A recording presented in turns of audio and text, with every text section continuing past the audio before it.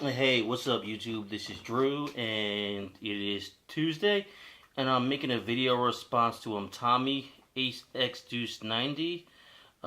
He has a contest going right now, and what he wants you to put in that contest is more or less a bucket list of autographs that are on your bucket list, autographs that you really, really want. Not necessarily ones that are completely unattainable, like Lincoln or George Washington, unless maybe you're Ricky Russo and maybe you can get yourself a hold of those. So that's one part of it, and the other part is one card that you would not want to let go from your PC. Like if push came to shove, if you was broke, if you was down and out, one card that you would try to hold on to and not let it go. So with that said, I'm gonna go ahead and get into these autographs. This bucket list could probably go on and on and on forever, but the number one autograph that I would like to get more than anything is a Notorious B.I.G. autograph. It's my favorite rapper of all time, and unfortunately, I never got a chance to see him live, and his life was cut much too short. I think he's an incredible, incredible rapper. A lot of people do not give him credit because his career was not very long, but the way he puts words together, it's just unbelievable. I mean, I could quote Biggie songs forever, but I don't know. One of my favorite lyrics is let me see if I can get this. I got techniques dripping out my ass cheeks. I sleep on my belly so I don't fuck up my sheets. I mean, that is sick. Another one, I get in your ass quick, fast, like Ramadan. I mean, stuff like that. I used to hear that stuff so many times when I was younger, and even every time I listen to a Biggie song, I'd be like, damn, I can't believe what he was just saying. That shit was so gifted. So definitely love to get a Biggie autograph. My next one that I would like to get very much is an Eminem autograph. Another incredible rapper. I'd also like to get Tupac and DMX. So I think that DMX might be obtainable. I mean, they're probably all obtainable, but I want to make sure that they're authentic. So I'm gonna hold off on those for a while unless I see something as a good deal. But it's gonna be hard to authenticate a Notorious B.I.G. autograph and a Tupac autograph. So that might just be something that I'll have to dream about. Let me see here. The next one that's a non-athlete would have to be Barack Obama. I would love to have his autograph because he has changed history. I never thought the day when he became president would happen. It was a magical day. Unfortunately, I was home watching it on TV. I wish I could have been out with people and really feeling the vibe. But I was watching it on TV, and it was just an amazing night. It was an amazing night in history, and I'd love to have his autograph.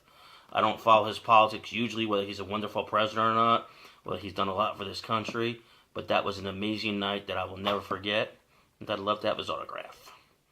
Now, getting into some of my sports autographs, I'd love to have a Jeter autograph, so that might stay on my bucket list for a while because he's not a must-have for me. I'd like to have one. Stuff that I really, really want on top of that would be a Mantle, Mickey Mantle. Love to have them make on a baseball. I could have got him back in the day when I used to collect autographs when I was younger for so cheap. These guys used to do shows at Atlantic City, him and Willie Mays, and you could get their autographs for real cheap back then. But now that you got memorabilia and autograph became such big money that it's hard to get one of those now, and you're gonna pay a lot for it. All right, so Manuel DiMaggio, I'd love to have. I'd love to have a Lance Allworth autograph. I'm probably gonna have to get a certified one on a card because he charges a lot for his autographs. I'd love to have one on a jersey, frames, but that's gonna cost upwards of $500-600. So if I'm lucky, I'm pretty sure I can pick up a certified one for under $60, which is what I believe he charges just to sign a card. I saw one recently for less than $60, but the card was undesirable to me, so it's got to be on a nice card too.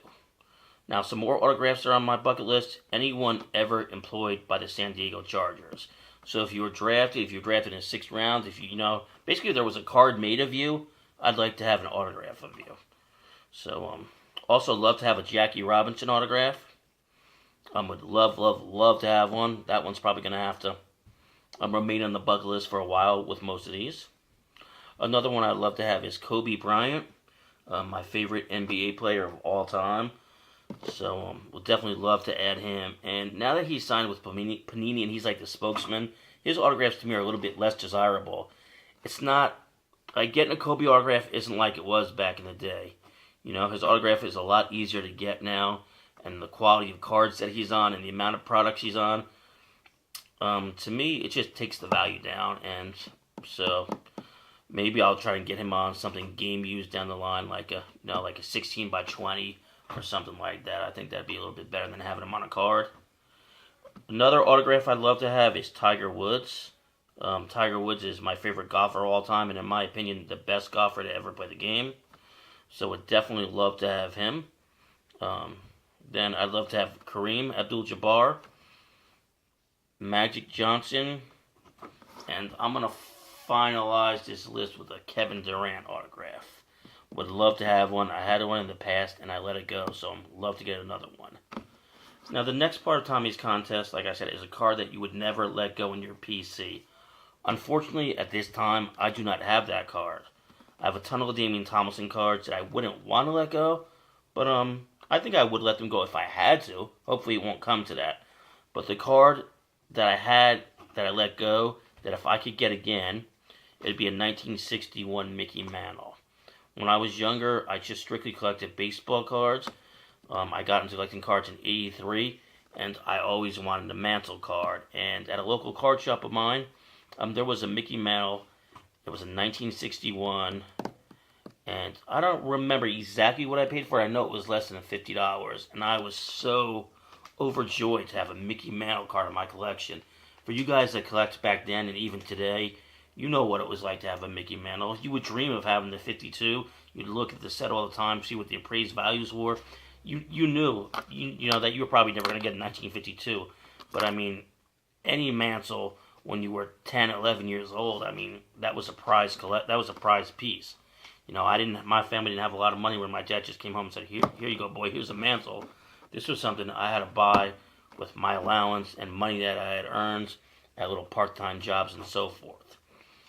Unfortunately, a little later on in life, as a teenager, or a young man, probably more as a teenager, I ran into some extracurricular habits, I should say, hanging out with undesirable people, and I thought that I no longer needed this Mickey Mantle card, and I sold it to have a good night out with some friends.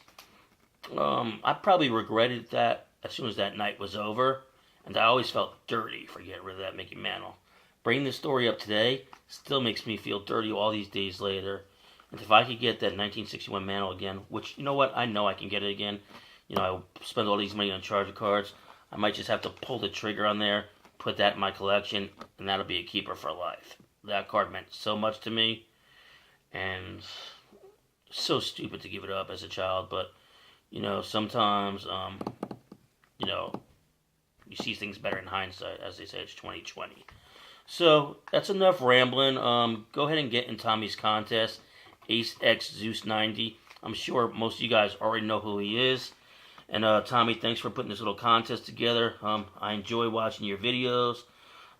You're from Long Island. I grew up in Staten Island, so you know some of the way you talk and some of your slang. It kind of reminds me back on being home in Staten Island. And that's really about it. I enjoy watching your videos. You're a pretty funny guy. And peace out.